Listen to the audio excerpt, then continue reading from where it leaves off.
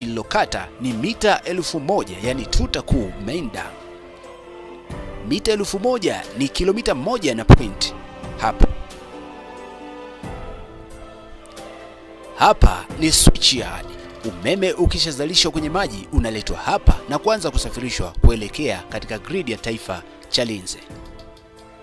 Hili ni bwawa kubwa kweli kweli. Pembeni limejengewa ukuta maalum unaoitwa saddle dam.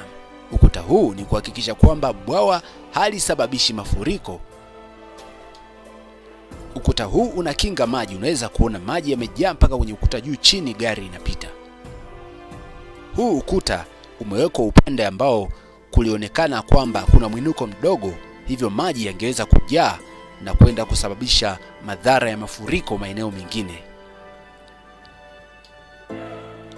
Bwawa ni kubwa kweli kweli, na huku ni mwishoni tu.